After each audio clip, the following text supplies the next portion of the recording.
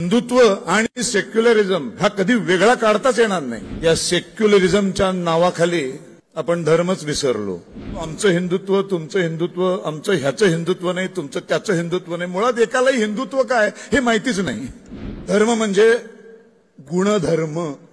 या भूतलावरती जेव्हा सजीव सृष्टी निर्माण झाली, त्या सजीव सृष्टीला ज्या ईश्वराने, ज्या विधात्याने जन्माला घातलं, दगडापासून, नदी नाल्यांपासून, पशु पक्ष्यांपासून, माणसापासून, वनस्पतींपासून, वृक्षापासून, ज्याला ज्या ज्या वस्तूला पृथ्वीवरती जन्माला घातलं, त्या प्रत्येक वस्तूला जन्मजात एक गुणधर्म बहाल केलाय आणि त्या गुणधर्माचं 100% पालन करणं हा त्या वस्तूचा, त्या सजीव पदार्थाचा गुणधर्माचं पालन करणं हा धर्म आहे।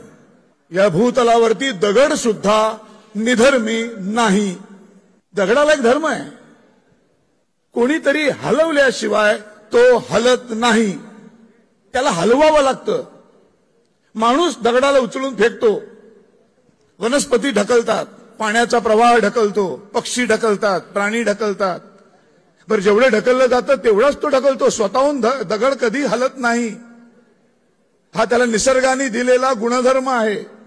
कोणीतरी हलवल्याशिवाय हलायचं नाही आणि ह्या गुणधर्माचं दगड 100% पालन करतो, हा दगडाचा धर्म आहे। नदीचा धर्म काय?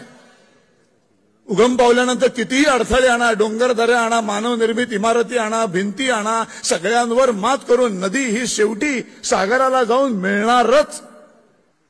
आपण हिंदुस्थानातल्या कुठल्याही नदीकडे बघून ही हिंदू नदी, आणि अफगाणिस्तान आणि दुबई मधल्या नदीकडे बघून ही मुस्लिम नदी, आणि अमेरिकेतल्या नदीकडे बघून ही ख्रिस्ती नदी असं म्हणत नाही। नदी ही नदी असते।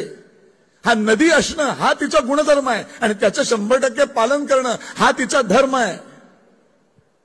अग्नीचा धर्म काय?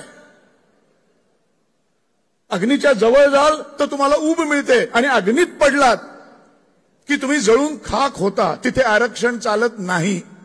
म्हणजे पोंक्षे ओपन कॅटेगरीतला ब्राह्मण पडला म्हणून अख्खा जळला आणि ओबीसी किंवा ज्यांना 10-20% आरक्षण आहे म्हणून ते तेवढा भाग जळायचा थांबला, असं अग्नी करत नाही। अग्नी जे पडतं ते जळून खाक होतं। तसंच माणसाचा पण एक धर्म आहे। दुसऱ्या माणसाशी, वनस्पतीशी, पशूंशी, पक्ष्यांशी, प्रत्येकाशी प्रेमानं आणि माणुसकीनं वागणं, आणि या माणुसकी धर्माचं दुसरं नाव हिंदू धर्म आहे।